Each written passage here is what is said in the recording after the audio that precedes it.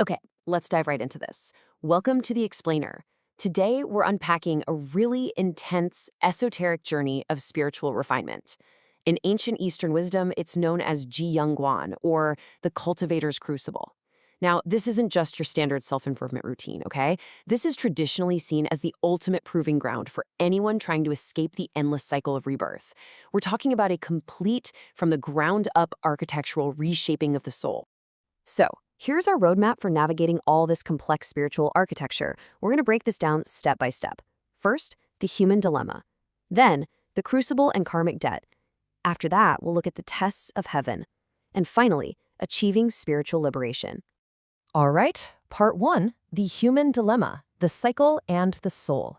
Because before we can really understand the cure, we absolutely have to deeply understand the spiritual disease. The ancient philosopher Zhuangzi actually hit the nail on the head with a pretty profound dilemma. He said, "Originally, I did not wish to be born, but suddenly I was born into this world. Originally, I did not wish to die, but suddenly death visits." I mean, think about that. We are essentially trapped in this relentless, honestly terrifying mechanism of sudden birth and sudden death, completely outside of our own control. So the stakes of this crucible? Yeah, they literally could not be higher. Now, the ultimate goal for a cultivator inside Jiuyangguan isn't just, having a peaceful death. No, true liberation means stepping entirely outside the physical architecture of the universe.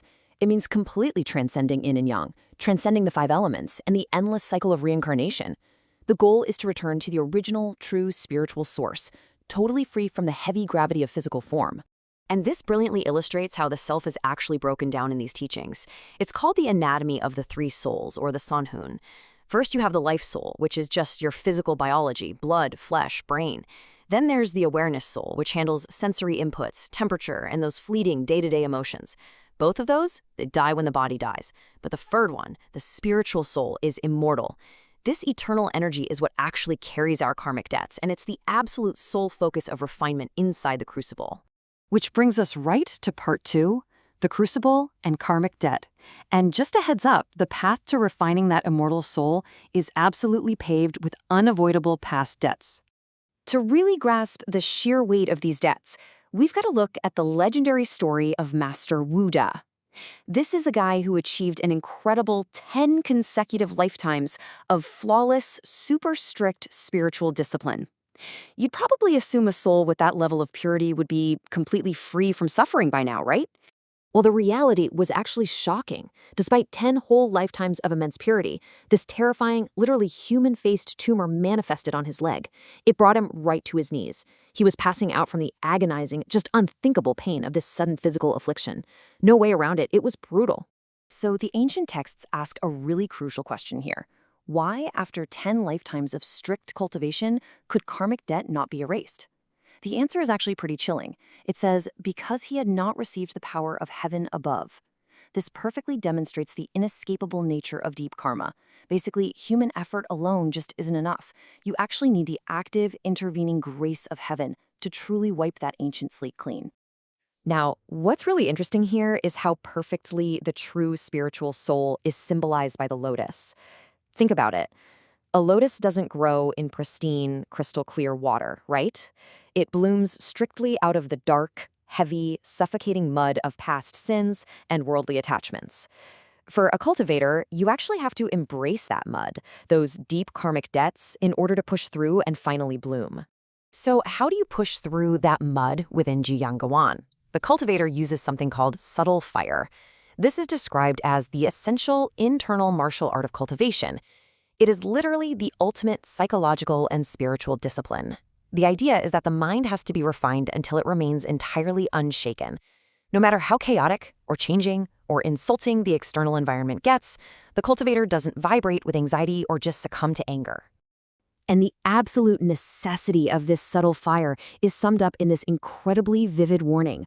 One torch of ignorant emotion can burn a forest of merit stretching 10,000 miles.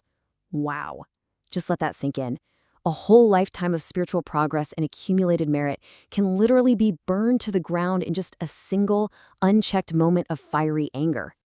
Let's move on to part 3, the tests of heaven. This is where we examine exactly how the universe applies the heat to this spiritual crucible. As the revered Master Ji Gong explains, Testing is like being cut, polished, and refined. See, heaven doesn't send tests to punish people, not at all. It sends them to prove your true intention. It's a lot like raw jade.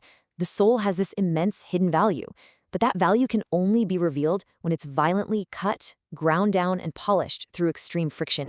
And these cuts manifest systematically as what's known as the 8 tests. A cultivator is going to face internal doubts, external gossip and slander, sudden sickness, and even bizarre, totally unexpected disasters. But what's most fascinating, even smooth, favorable conditions are actually a hidden test. They're tests of pride, waiting to see if you get arrogant when things are easy. You add in constant obstacles and emotional reversals, and yeah, the Crucible of Jiuyangguan leaves absolutely nowhere to hide. Okay, finally, part 4, achieving spiritual liberation. Let's see exactly what happens when a cultivator successfully navigates these brutal tests. So the crucial point is really contrasting the default human state with the liberated mind. By default, our mind is completely clouded, it's yanked around by the 6 senses, and it's utterly trapped in karma. But if you survive the crucible, it restores the mind to its original, pure, jade-like state. You see, liberation isn't about acquiring some magical superpower. It's simply about stripping away all that mud to reveal the perfect, unblemished spiritual soul that was already there the whole time. Which really reframes how we might view our own lives. Are your daily struggles, the sudden setbacks, the people who just constantly frustrate you, are they truly just random bad luck?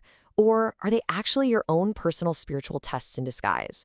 What if your current hardships are exactly the cuts and polishes your soul requires right now in the Cultivator's Crucible? Definitely something to think about, right? Thank you so much for joining me on this explainer. Keep learning, keep questioning, and I'll see you next time.